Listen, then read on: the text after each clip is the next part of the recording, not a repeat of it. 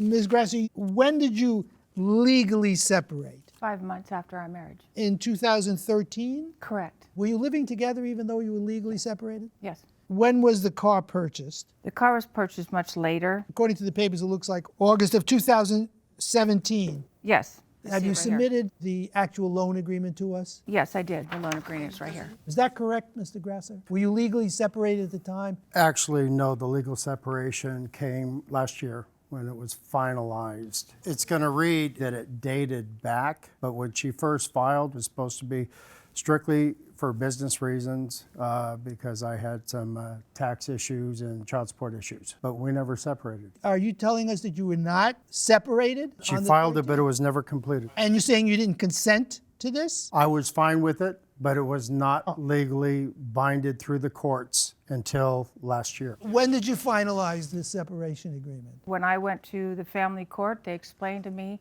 regardless when I first filed it and when it was finalized, it would revert back to the date that I filed it. Yes. Why did you delay to file the divorce? The only reason why I got the separation because of his significant debt-to-income ratio, and seeking counseling from family counselors and financial counselors said, well, if you do this, it'll keep you financially separated, but you can still go on with your marriage. So then we did live together, separated. I did not file the divorce until several years later.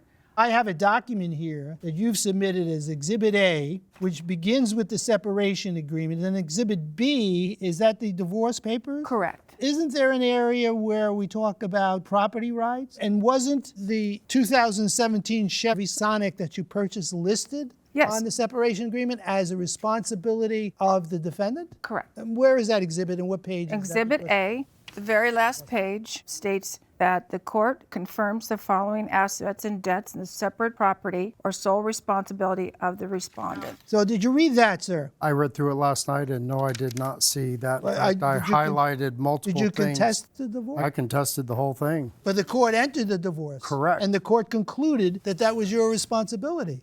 No, I was doing a voluntary repossession back to the lender. That money was owed to the lender, though. Yes, sir, it was. And she paid it on your behalf, then. Yes, sir. Why aren't you responsible for it? Because she was a co-owner of the car also. Judge Acker? Let me start with you, Ms. Grasser, because the defendant has referred repeatedly to the contract that you signed with the leasing company.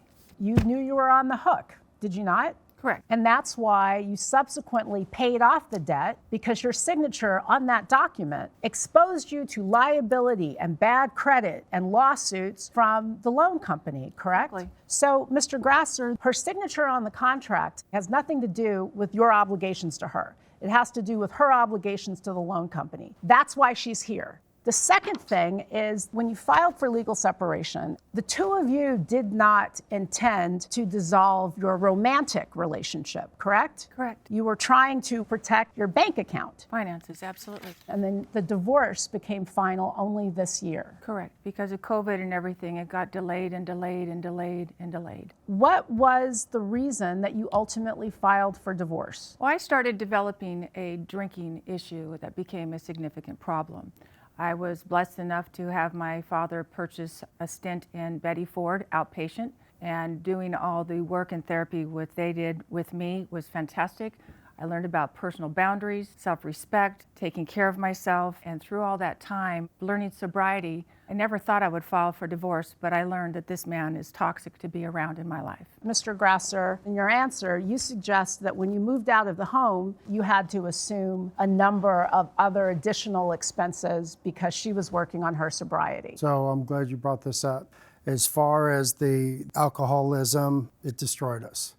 It changed the person I was. There were at times my reactions with anger because of lies, deceptions, hit and runs, repeated drinking and driving. The unfortunate part is not one family member, and I grew up with her family. Her brother and I were best friends throughout life. Not one Davis family member, as close as we are, reached out and said thank you. I'm the one that got the intervention done. When she drove home. I'm going to stop you because I am sensing now that you are using this as an opportunity to throw at her all of the horrible, embarrassing things that she lived when she was dealing with that disease.